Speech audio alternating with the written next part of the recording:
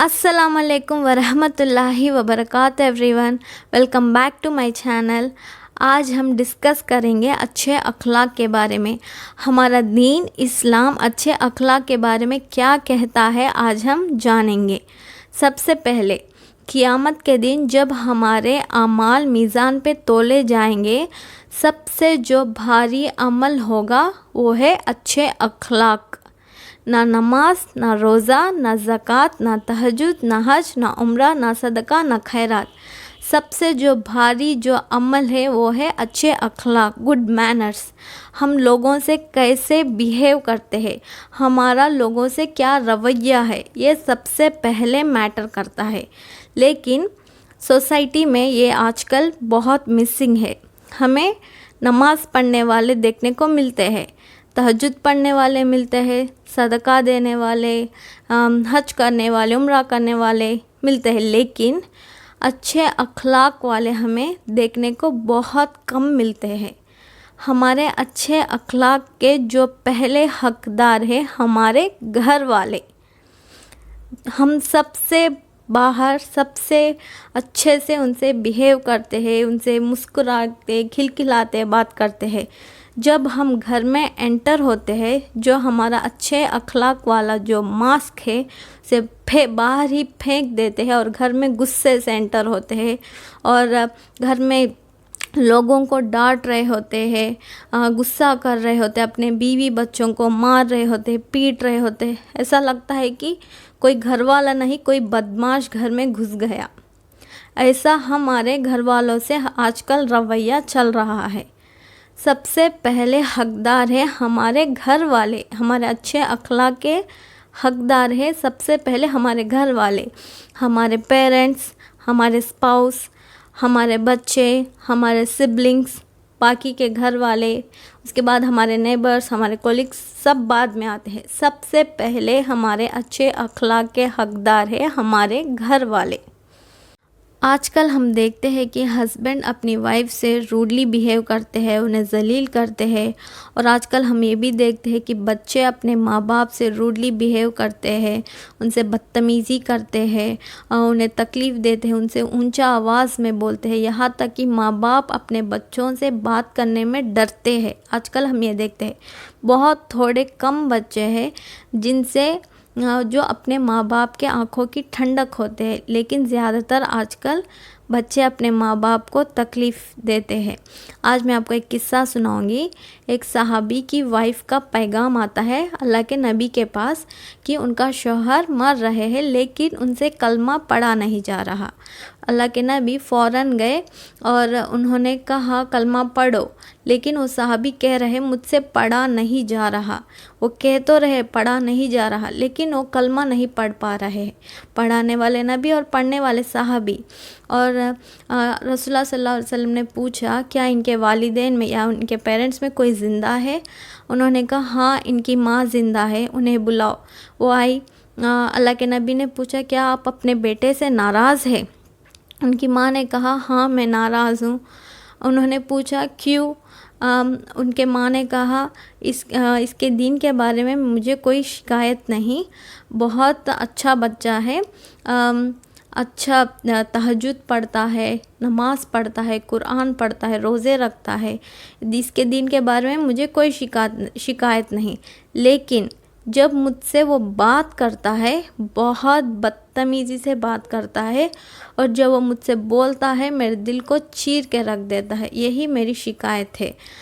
اللہ کے نبی نے پوچھا کیا آپ معاف کرو گی؟ ان کی ماں نے کہا دل تو نہیں کرتا، اگر میں اسے آگ لگاؤں کیا سفارش کرو گی؟ ان کی ماں نے کہا ہاں سفارش کروں گی۔ اگر آپ معاف نہیں کرو گی تو یہ سیدھے مر کے اللہ کے آگ میں جلے گا۔ یہ صحابی ہونے پر بھی یہ جہنم سے بچا نہیں جا سکتا۔ قرآن میں اللہ کہتے ہیں اے نبی تمہارے تمام صحابہ جنتی ہے، یہ اگر تم معاف نہیں کرو گی یہ صحابی ہونے پر بھی یہ جہنم سے بچ نہیں سکتا، سیدھا اللہ کے جہنم کے آگ میں جلے گا۔ ان کی ماں نے اب معاف کرو، اللہ کے نبی نے پوچھا اب معاف کرو گی؟ انہوں نے کہا ہاں معاف کروں گی۔ اللہ کے نبی نے انہیں پڑھایا، اب پڑھو کلمہ، وہ کلمہ پڑھ لیا اور ان کا جان نکل گیا۔ اور رسول اللہ صلی اللہ علیہ وسلم اس صحابی کا جنازہ پڑھایا اور انہیں دفن کیا، اور ان کے قبر پہ کھڑے ہو کر اعلان کیا، جس نے ماں باپ کو دکھ دیا اس پر اللہ کا لعنت ہے، فرشتوں کا لعنت ہے، زمین اور آسمان کا لعنت ہے، اور اس کا نہ نماز قبول ہوگا، نہ روزہ قبول ہوگا، نہ صدقہ قبول ہوگا۔ اور ایک قصہ میں سناتی ہوں۔ کچھ لوگوں نے پوچھا رسول اللہ صلی اللہ علیہ وسلم سے، یا رسول اللہ قیامت کب آئے گی؟ اللہ کے نبی نے کہا یہ تو اللہ جانتا ہے۔ انہوں نے کہا کچھ تو نشانیاں بتائیے۔ اللہ کے نبی نے کہا جب بیٹیاں بھی اپنے ماں کو ذلیل کرنے لگیں گی، جب قیامت آ جائے گا۔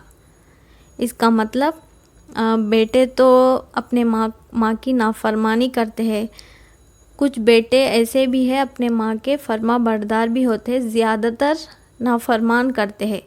جب بیٹیاں بھی اپنی ماں کو ذلیل کرنے لگیں گی، جب قیامت آ جائے گا۔ اتنی امپورٹنس ہے ہمارے اچھے اخلاق اپنے ماں باپ کے لیے اور ہمارے گھر والوں کے لیے۔ اگر ہم کو کسی نے مارا اور ہمیں چوٹ لگا، وہ زخم ہوتا ہے نا، بہت کم ہوتا ہے کمپیئر ٹو ہمارے زبان سے دوسروں کا دل دکھا، ہمیں دوسروں کو تکلیف دیا، وہ زخم اس سے زیادہ ہوتا ہے۔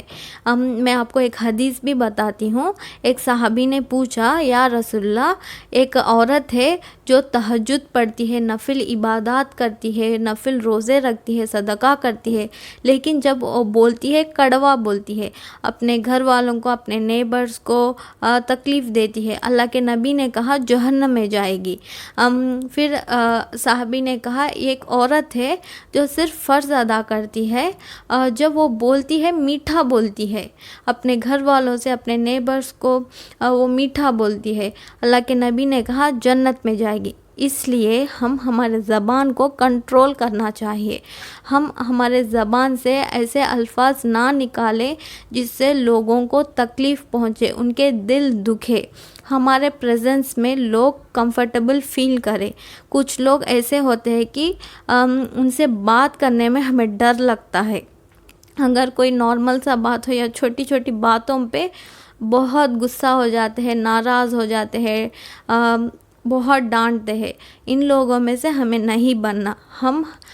ہمارے پریزنس میں لوگ کمفرٹیبل فیل کریں، ہم لوگوں کے لیے خیر بنے، نہ کہ تکلیف۔ اگر ہم سے کوئی غلطی ہو جاتی ہے یا ہم کسی کا دل دکھا دیتے ہیں تو کبھی معافی مانگنے میں دیری نہ کرنا۔ اگر کوئی ہم سے معافی مانگنے آ جاتا ہے تو اسے معاف کرنے میں کبھی دیری نہ کرنا، کیونکہ اگر ہم کسی کا دل دکھاتے ہیں تو قیامت کے دن ہمیں اس کا جواب اللہ کو دینا ہوتا ہے۔ اس لیے کبھی کسی کا دل دکھایا ہو تو فوراً معافی مانگ لینا، اس شخص سے بھی اور اللہ سے بھی۔ اور کوئی ہم سے معافی مانگنے آ جائے تو فوراً معاف کر دینا۔